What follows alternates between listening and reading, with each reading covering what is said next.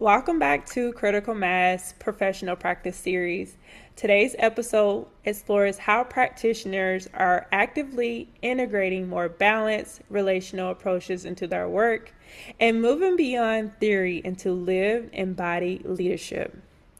As the shift toward more intuitive and collaborative ways of working continues, many practitioners find themselves navigating the tension between structure and flexibility, emotional intelligence and boundaries, intuition and responsibility.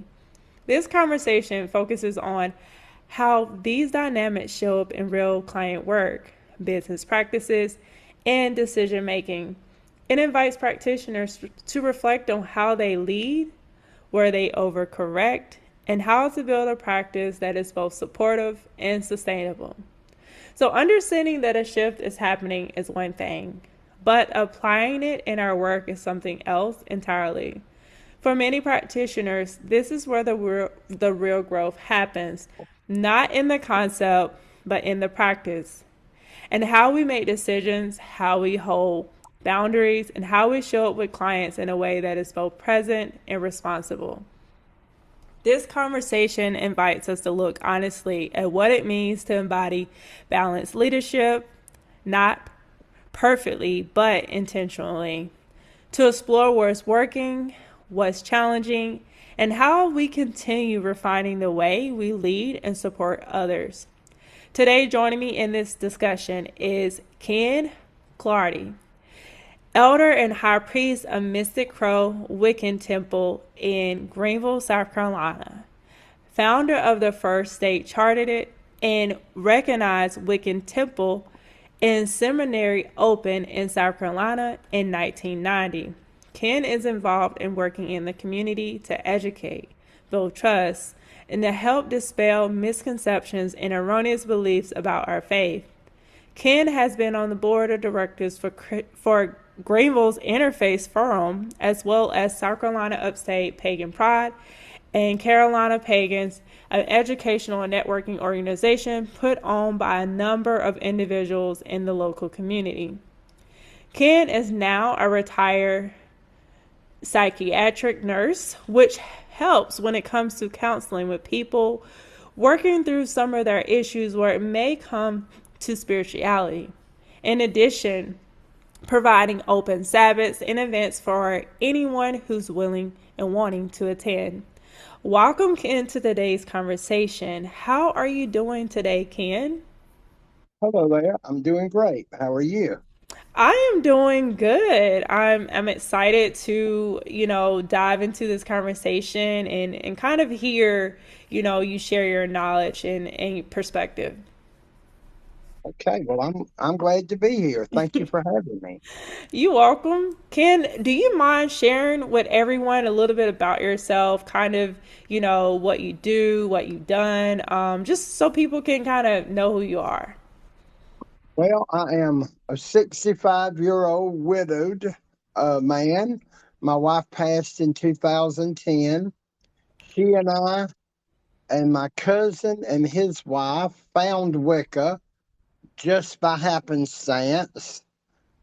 Originally found it without a teacher or a book, but just through well, it was a long time ago. It was in the 80s, so there wasn't no internet to look things up on, and it was very hard to find occult related books unless they were written from uh, the Inquisition or the Salem witch trials perspective, not Mm-hmm. about the actual practice. So some of that we learned through being spirit taught, and then eventually, when there was more resources, we got in touch with some people and did an online course, and then we started getting books, and then we began to see that some of the things that we were doing as being spirit taught were things that uh, were more traditional. So we all came out of the Christian church.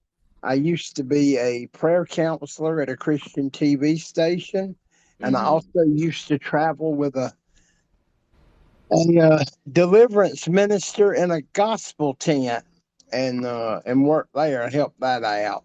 And but I think when I was 22, I found Wicca, and we have been studying and practicing. We decided in '90 that we were going to open uh, South Carolina's first Wiccan temple and seminary, and we began having open meetings, open events, and Sabbath rituals. Um, and we began teaching and started from there. And the community got larger, and so got involved with an organization that used to be called Pagan Pride Day. And Mm-hmm. kind of like the gay pride events, they would put on pagan pride events. And eventually that organization started folding, and so we just went out on our own and created our own events, and uh, and that's what we do at my Wow. home. The, I've encouraged the community to bring stones. We've created a big stone circle here at my home, and we do our Sabbath rituals out there. We do moon rituals out there. We do fundraising events for Carolina Pagans with a purpose, sponsoring our event, Carolina Pagan Fest. I minister, I counsel, I teach, uh, I do baby blessings, weddings or hand fastings, requiems, which are funerals, and I'm just kind of dabble here and there when I need it. Wow.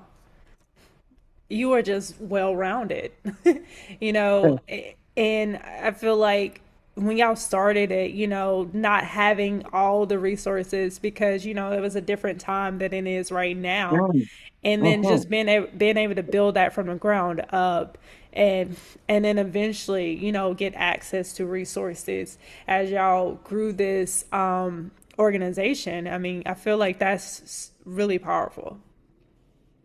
Yes, I think so too. Our Facebook group that we created for Carolina Pagans with a purpose.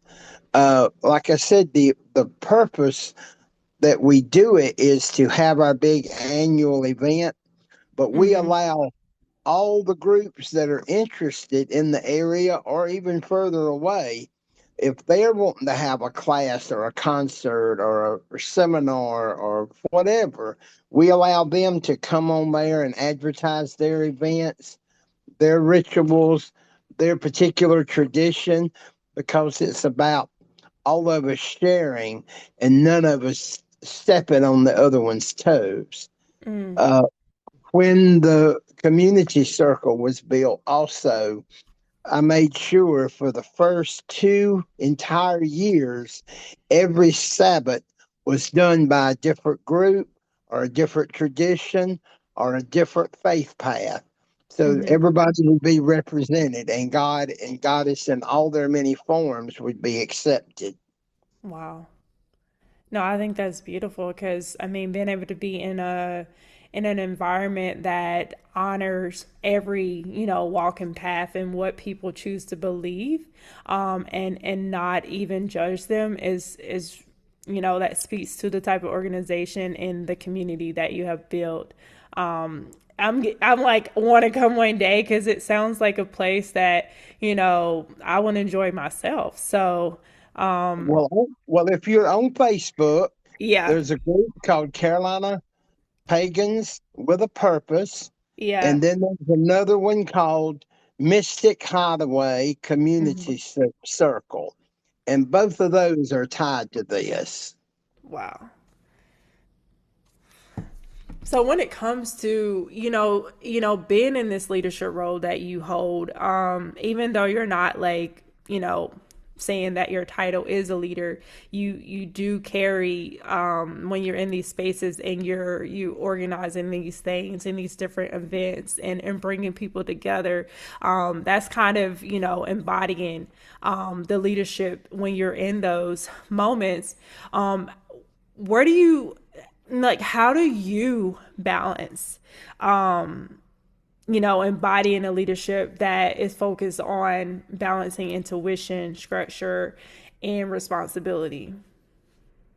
Well, the way I typically do it is before I try to get anybody involved, I get in my head an idea of what I want the outcome or mission that we're trying to accomplish. Hmm. And then, based on just the people I know and the experience I've had dealing with people, it seems like it's easier to find somebody that's already in that lane, somebody who's already got that kind of skill, and then try to uh, see what they can offer to that first, and then create the group of people doing any said project based on somebody who's already got interest or information or resources regarding that, rather than just dump it on a group of people. Just say, go see what you can find out about this. Hmm. Now, I encourage that person who has that expertise, I encourage them to have open communication, so it's not just a bunch of followers just doing what that one person says, but that everybody get involved, everybody get their piece out, Hmm. and then try to do something that's going to be advantageous to all the people there and all the people who will be involved in whatever the outcome or mission that we're trying to accomplish is, whether it's a fundraiser to do an event, whether we are getting a band to come and play uh, for the community, or if we're doing uh, at the community center about every 2 or 3 years, we have a giant, what looks like a dream catcher hanging over the circle. And every 2 or 3 years, we take it down, we dismantle it. It is covered with feathers and stones and jewelry and chains and feathers and plants and things that people have come and brought to connect to it, to be a part of community. And it's the ritual about bringing us together. Hmm. And then we redo the thing. We put all the old trinkets back on it. But when we have the next event, we will get people to bring new trinkets, new people to come and incorporate more people's energy into that thing. And so we try to we get a mission and started, and then we start trying to build on it from what the people that are going to need to use it for. Yeah. So it sounds like from bringing everyone together and seeking out the people who already, have the knowledge, and then also involving everybody, making sure they're creating, inclusivity and asking for others' feedback is key, to making your events and the different circles are that you're hosting successful. You don't really Mhm. just seek to have yourself do it all. You have this collaborative approach that you go about when it comes to working in the space. Well, I always try to say I don't need to be at the front. I just I don't need to be there at all, and I don't need clones. I want Hmm. people to take their whatever it is their goal or purpose is to the nth degree. Yeah, I just try to provide a place and an opportunity for them to do that. yeah. When it comes to that and you're working with the practitioners, where have you seen that practitioners can often overcorrect when trying to move away from like the traditional way of operating a business? I think sometimes people, they know that money's hard, but they spend a lot of time in monetizing it.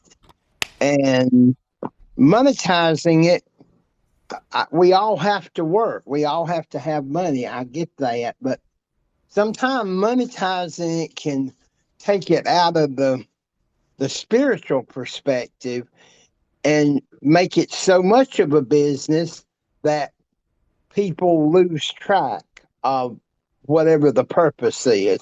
You can make spiritual jewelry, but if your whole focus is just sales, sales, sales, then it kind of loses what that jewelry does. Yeah. Wow.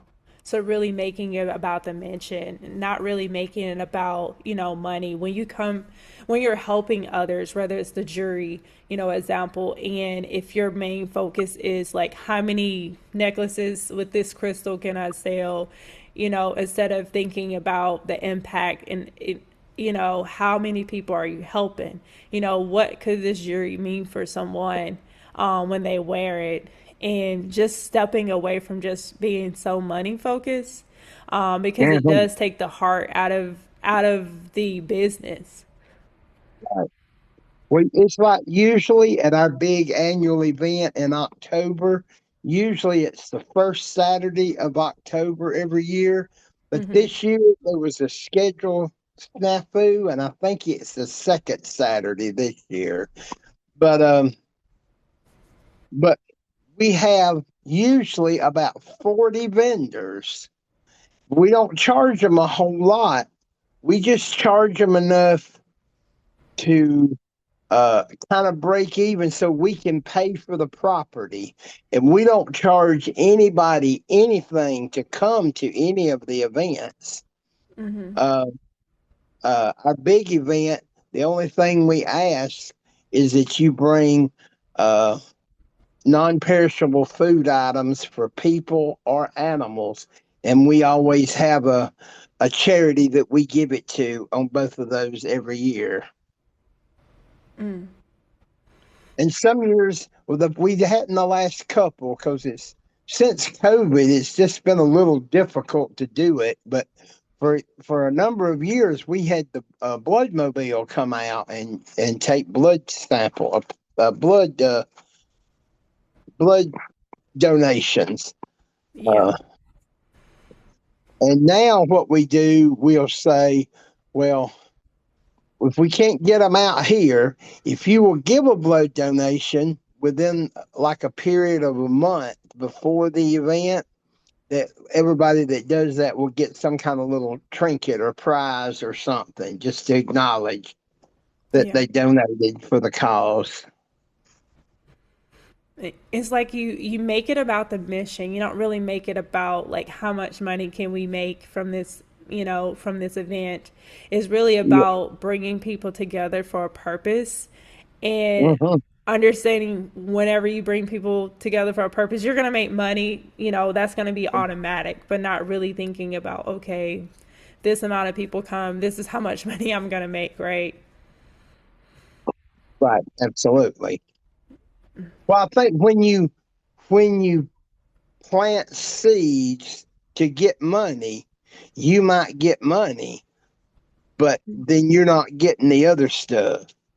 You Yeah. plant seeds for spiritual growth and understanding and peace and love and acceptance, then with that, there will already be money. There'll already be people that are interested. Yeah.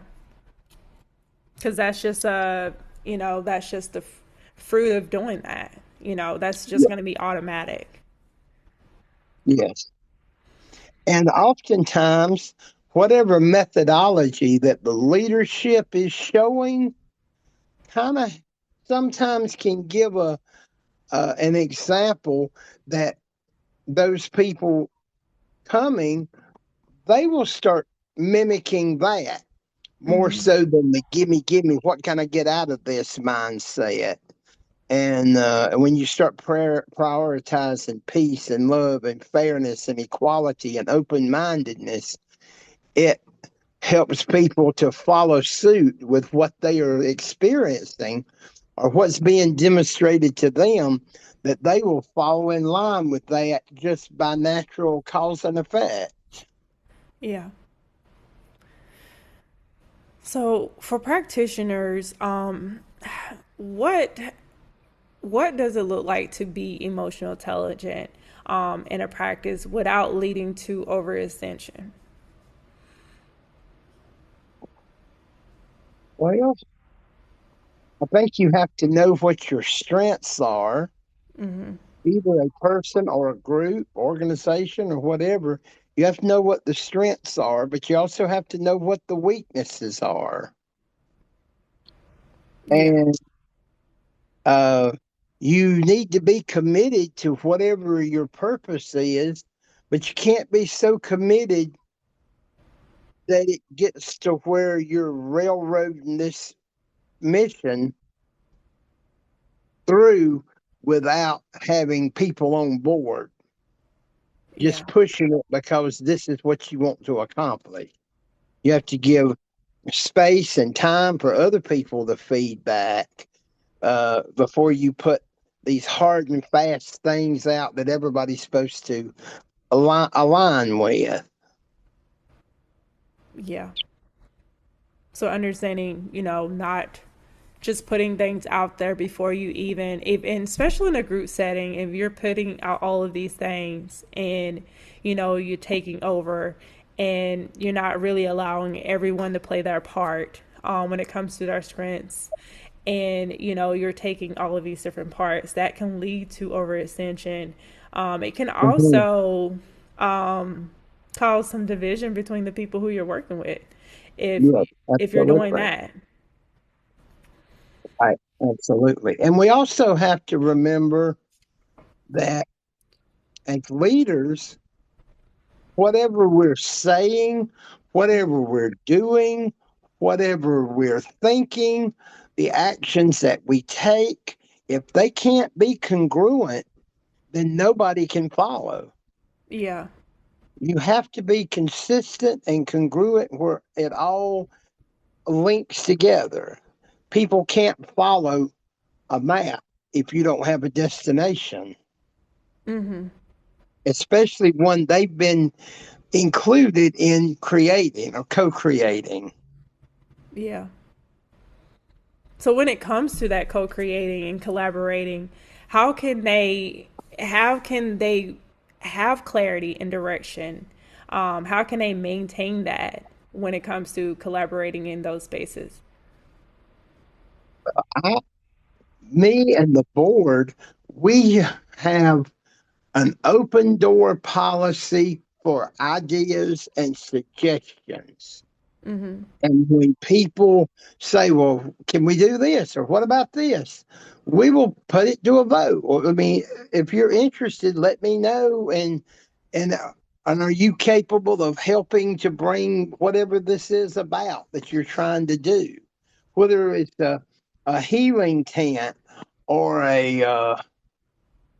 we've set up things where we would have just like uh, we'd have like 40 vendors. We did have like 10 or 12 healers that did Reiki and did other types of healing and uh, sound bath, all that. And we'd have a place for people to come, say, in the middle of the day of our big event, where they can just stop by and kind of get refreshed from their day. And but people were interested in doing it, so we just had to kind of feel out and see, well, who wants to come do it, who wants to come participate in this, and will people use it. And that's how we usually determine if they want it. Is you got enough interest, then they make it happen, and we Yeah. support that 100%. But we want other people to be involved in the co-creation. We don't want to just say this is what we're going to do and expect everybody to toe the line. Yeah. So really deciding, collaborating and deciding together, and then, getting clarity on, if people want this And then providing like the direction of how you're going to do it. Like, how many Yeah. people do we need? What time do we want to do it? How do we want this to look? Kind of give them an outline. If you're going to do it and you're interested, you might want to try this. You might want to look at this way this was done. Or, you know, don't make them feel like they're having to reinvent the wheel, but Yeah. give them some resources that's going to make it to where it can be successful and maybe even fun. And then they'll be willing to come back and do something else. Yeah. So really just providing some tools for them as well to help make it Mhm. be successful along the Yes, way. absolutely. Often, you hear softness, be, soft girl era, embodying softness. That's as we move into more of a feminine, era where we're embodying, the divine feminine and the yin, right? And we're not so much working in the yang where we're doing a lot of stuff. Working softness be misunderstood as a lack of structure. Well, I think it's the perspective you take. It's things like the male psyche is Mm-hmm. usually focused very outcome based, whereas the female psyche typically focuses more on the process and how that's handled. So you just have to be willing to look at it from the varying perspectives, like the Yeah. difference between a medical nurse and a psychiatric nurse. Mm-hmm. Medical nurses are usually very task oriented to get all those procedures done just like they needed to be done. Mm-hmm. Whereas a psychiatric nurse usually focuses more on the communication. So everybody understands where everybody stands and the safety of everybody involved, which sometimes tasks get not done right off because you have to build some kind of rapport with somebody who is in that kind of crisis before you can do all those tasks. Yeah. What does that look like when you are, making structure from a place of softness? Uh, well, if somebody says, "Well, let's do this," whatever, whoever come up with the idea, we we would typically go from the perspective of, okay, this is what you want. What do you want that to actually look like? If you walked into it, would it be tables? Would it be at a room? Would it be outside? Is this a charged event? Is this a event where there's going to be healers, or is there going to be book signings? Is there going to be a ritual? Is there going to be music? Are you going to have food? And you throw things out there and let the people who are involved make that decision Yeah. without saying, well, you got to do this and this and this and this, and give them 15 things that they have to do. Get them to decide based Mm-hmm. on the information you give them what would be perfect to make it be what they want it to be. Yeah. I feel like it can, from what I'm hearing is that, they're getting the details and then you're allowing them to execute the details of that they're providing to you. And you're not so much telling them what to do, but so much, being interested, being curious about it, asking the questions so that they have the answers to how to actually put the event together or put the workshop together or whatever they're doing. Some people have desires to do things, but they don't always have the confidence just to up and run with it. And Yeah, some people just need somebody to be their cheerleader just for a little bit, yeah. and they can do really great things. So really just encouraging them and really cheering them on. Hmm. And we have to remember too that when people are saying what they want. They're offering suggestions, even if it's something that we know absolutely will not work. Mm-hmm. We have to remember that our response to information or challenges or problems need to be more thought out. We can't just give a knee jerk reaction, even if it's something that we know is a bad idea. We Yeah. have to put some heartfelt thought out before we respond. So it's not a reaction based on ego or emotion, but let them see where it might not work so well. Yeah.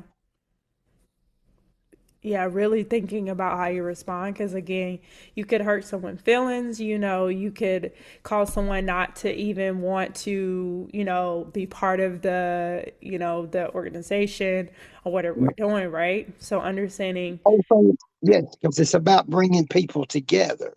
You Mhm. have to sometimes you have to treat people, well, they say, with kid gloves, because Mhm.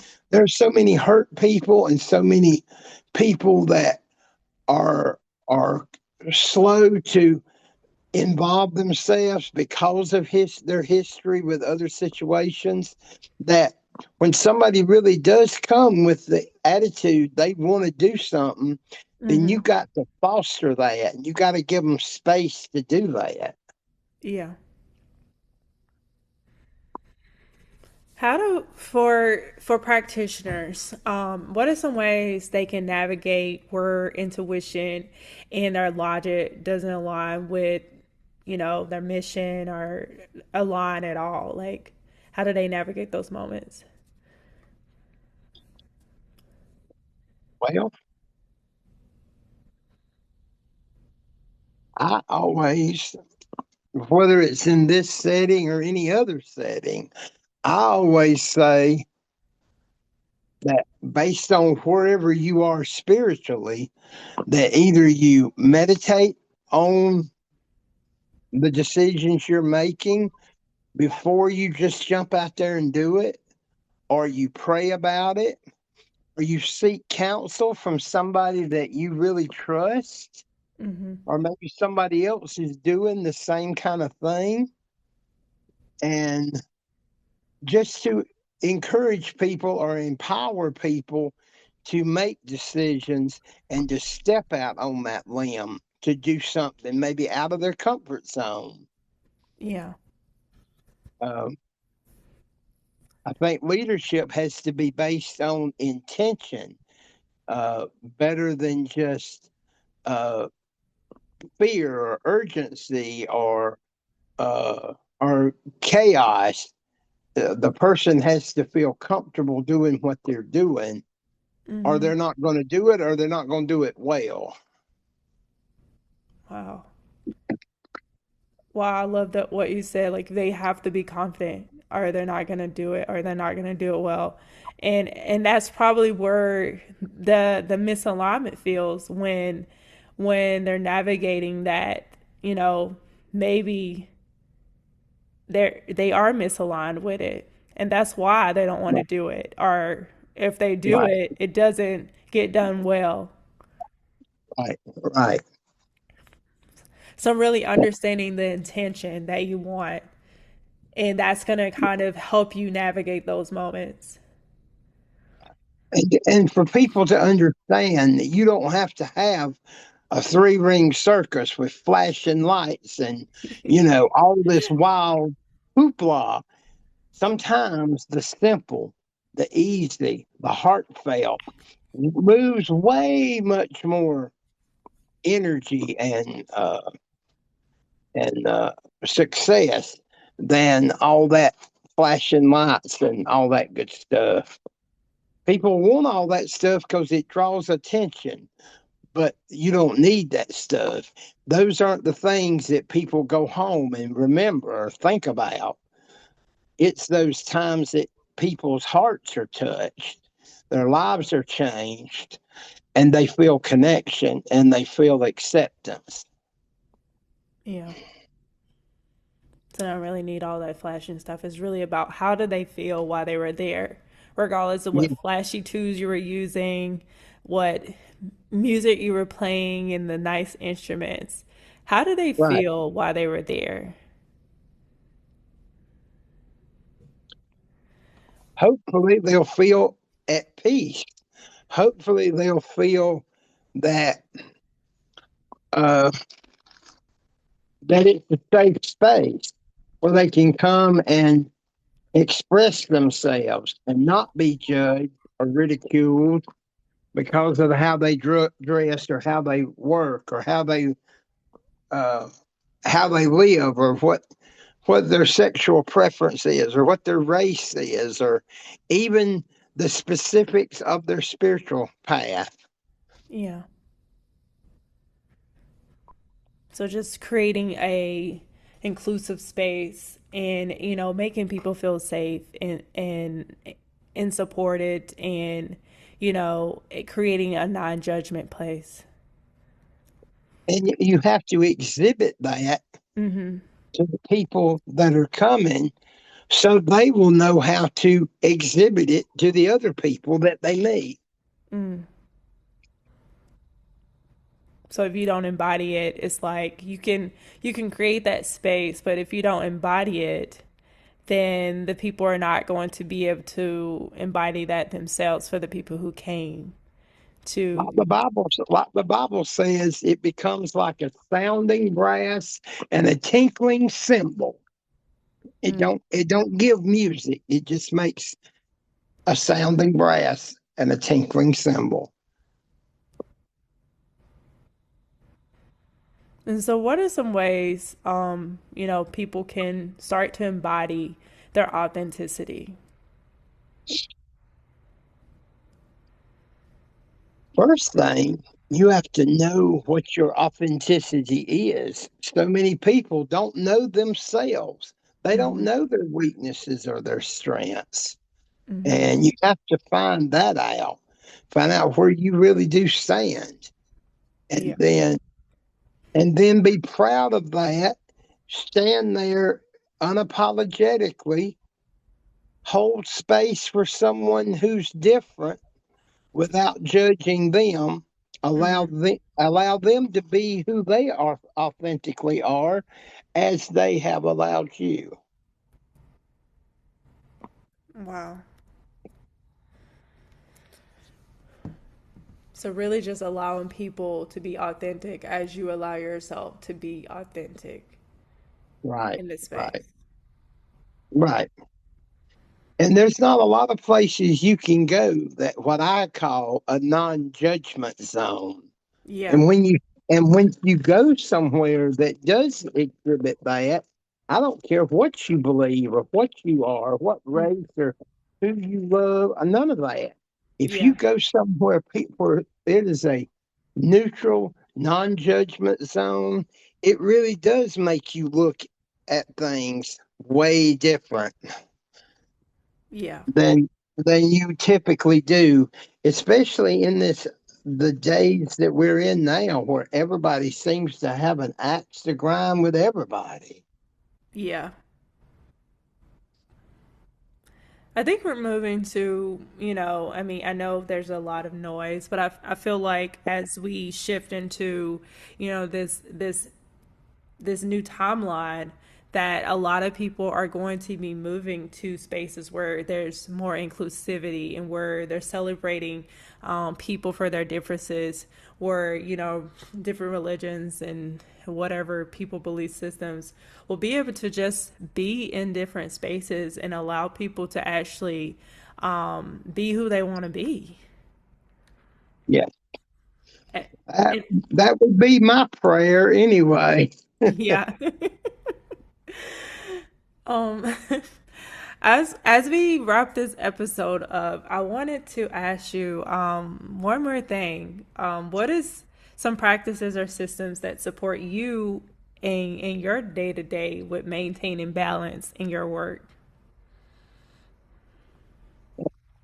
Uh, Meditating, keeping a bright outlook on life as a whole, Mm-hmm. trying to treat people like I would hope to be treated, Yeah. uh, keeping my head screwed on straight, trying not to judge others. Um, everything that I think that I would wish for me, I Mhm. try to present that to somebody else.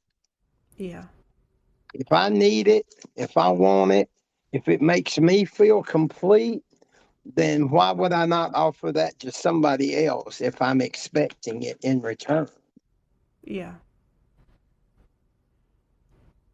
No, I like that. Just really treating someone like you would want to be treated and what how you would want someone to, you know, treat you in situations. You're going to give that to Well, others. I learned as a kid that Mhm. if I couldn't if I couldn't give a certain thing, whatever that is, how can I expect someone else to be responsible to give that to me? Yeah. And so I thought, well, if I can be for that person what I needed when I was in that predicament, then Mhm. I will be a better person and maybe it will help them too. Yeah. No, I like that. I feel like what you put out is what you receive. And Absolutely. so if Yes. so what you putting out, you know, these things, you are going to receive all those things. You know, I'm not saying that we never going to have things happen to us that, you know, might be not be a pleasant experience, but I feel like, you know, if you continue to put out, you know, the positive energy, you continue to lift people up and treat people how you want to be treated in the situation, that all of that comes back to you.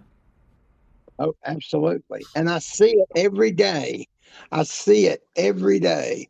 I was Yeah. in the hospital for a month, and when I come home, there were people here building me a ramp and not charging me, Wow. moving my furniture from one room to the other so that I'd be able to comfortably rest since I couldn't get up and down the steps. Yeah. People here willing to take me or pick me up or get me whatever I needed. Yeah. I didn't. I couldn't afford to pay those people to do those things, but Yeah. because I've tried to be there when other people were in need, Yeah. then they felt that they would reciprocate that. And I don't do things to get something out of it, but Yeah. it's just a natural course. When you plant seeds, that's what you harvest. Yeah. No matter what genre of conversation you are in. Yeah.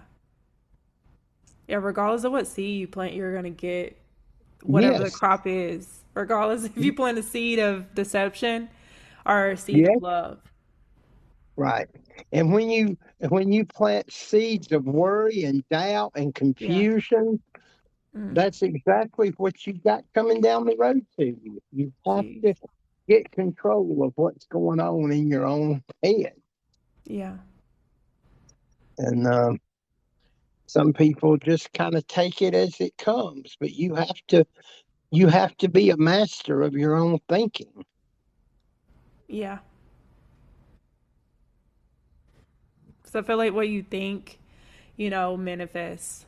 And it doesn't have to be like manifesting money, you know, but it could just be any thought that you're thinking, Yes, regardless yes, of it being pleasant or unpleasant, is going to manifest, especially if you continue to, you know, think it or continue to be a certain way. You know, it all comes back to you. I, I well, I had an insurance man one time. I had decent insurance, not crazy insurance, but I had decent insurance. Yeah. And this insurance man just kept pushing. Mm-hmm. Get a cancer policy, get a cancer policy. Mm. And I said, you know, that to me, that's like saying, okay, well, I feel like maybe I'm going to get cancer. Yeah. And I just thought, I don't know if I want to feed it. When I just went to the hospital in, I think it was the latter part of March or the first part of April. Mm-hmm. And I knew that I know I had people that would be concerned, but I also knew the natural instinct when somebody is in the hospital, everybody starts worrying. Yeah. Everybody starts having these worst case scenarios. Mm-hmm. And I thought, I'm going to have surgery. I don't want all of that energy attached Exactly. to me getting better. Exactly. So I waited until I was in there for a month. I waited till the day before I got out and I posted something about being in a medical facility. And that was the first time. Now there was a half dozen people that was kind of behind the scenes that were helping me while I was in there. But Yeah. other than that, I told them, I said, just don't mention it. I ain't trying to hide it. I'll tell them. But I just don't need all that. Oh, bless his heart. Oh, poor pitiful Exactly. man. Well, I don't need that. I need bright, Exactly. upbeat, good energy. And so for my month, it helped me to stay in a good, bright, cheerful, because I never heard that. Oh, bless your heart. Oh, I hope you get, oh, so it seemed like it helped my healing. Yeah. It kept other people from worrying unnecessarily, Mm-hmm. and it protected my peace. And so that's why I did it. And it worked out perfectly. Yeah. People I kept saying, "Why didn't you tell? Why didn't you tell?" I said, "Because I just didn't need that kind of energy." I appreciate you. Because, I mean, Mm, definitely what energy is fed towards a situation can determine the state of the situation. So yes, I know I exactly. definitely understand what you mean by they could be feeding like negative energy and then they start to think, oh, he's getting up there in age. You know, they could say everything Right. about you and it could, and that can cause the situation to turn Yes. differently for ourselves. So you are embodying the this leadership and listening to your intuition, knowing that you should not be telling everybody that Hmm. where you at, and then just understanding the responsibility of the position you hold, and not really looking for anything. You had all those people come and help you when you got out of the hospital. It really Hmm. just speaks to the character who you are and how you have embodied not just saying the things but actually showing up in your truth and Right. being the example that you are speaking about. Hmm. Yes. Well, I think that's why I'm healing so well, because Yeah. there's been nothing put into it except what I was allowing to get put Yeah. into it. And Yeah. I thought that was me advocating for myself, even on a spiritual level. Mhm. No, I love that because it's and also that the power that you hold, right, with knowing that Mm, I have decided how this situation is going to go. I'm not going to allow any negativity to affect what I have decided on the spiritual side. yes, yes, 100%. Absolutely. As we wrap this conversation up, Ken, is there anything else that you would like to share about today's theme for other practitioners, or any final remarks that you might have?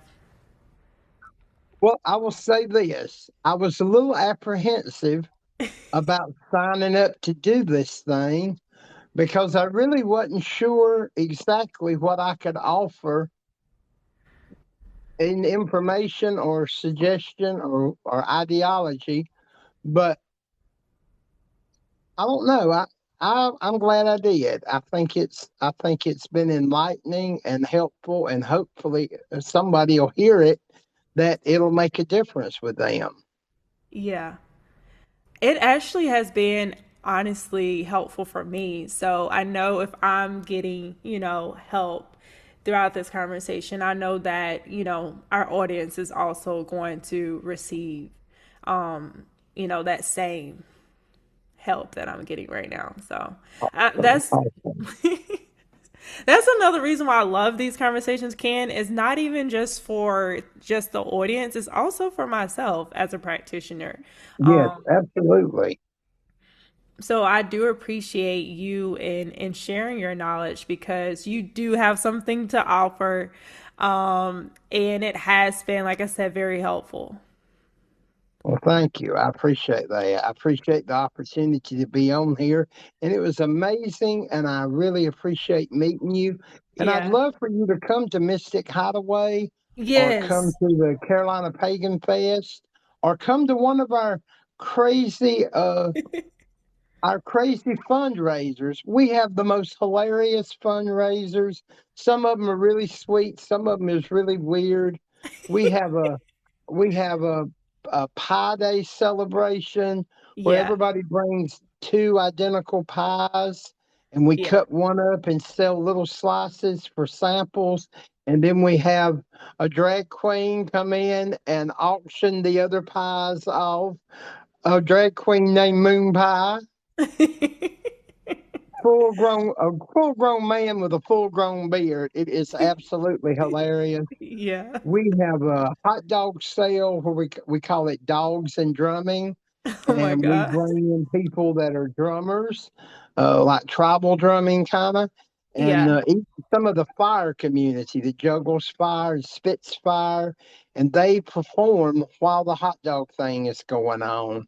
Oh Or we wow. have uh, dessert and divination, where you come and you buy a dessert, and then we have 10 or 8 or 10 or 12 psychics that do different things: bones, tarot, numerology, runes, bones, uh, stones, runes, palm, or just whatever. And they don't have to just get one reading. If they can get two or three, that's okay too. And they Yeah. just pay for their dessert, and the rest of it's donation. Oh wow. So I think it's like $20 they give us to get their dessert, and then all the readers are donating their time. So we try to do things that bring out the gifts that the other people have: the drummers, the fire people, the cooks, the readers, whatever, to incorporate the community in the event that they're celebrating and supporting. Yeah. No, I love that. Again, that leadership aspects of you bringing people together, collaborating and really allowing others to shine. And that to me is what Mhm. embodied leadership is. Yes, I think so too. That's what I said. I'll tell them all the time, don't put me at the front. I don't need to be at the front. I'd much rather stir my cauldron from back in the corner somewhere. Oh my God.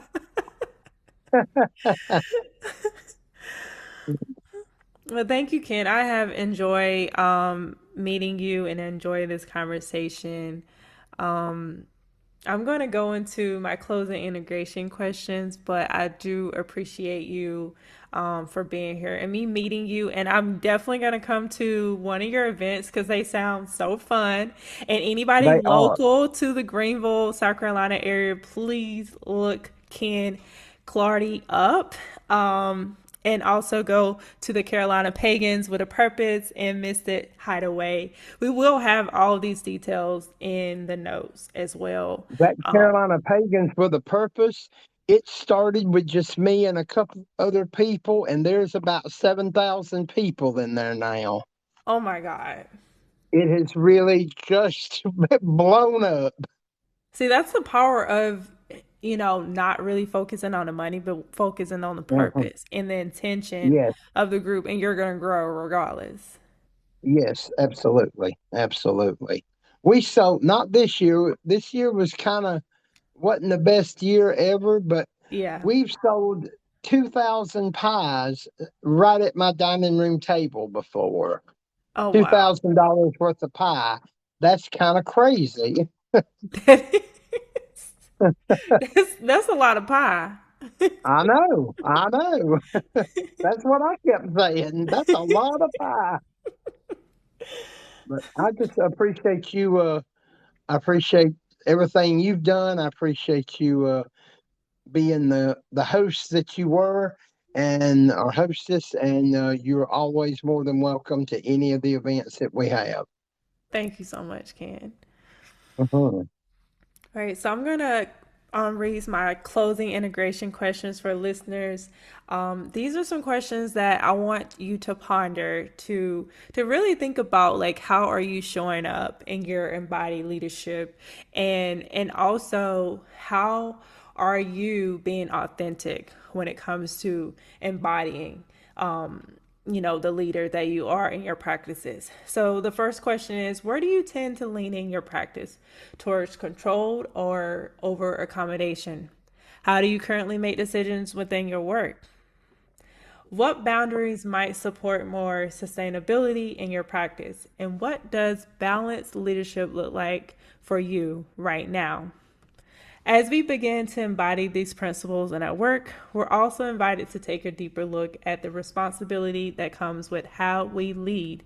In our final episode of the quarter, we'll explore what it means to hold power, influence, and responsibility in a way that is ethical, transparent, and supportive for both individual autonomy and collective care. Thanks again for tuning in to another professional practice series, and I hope to see you in the next episode.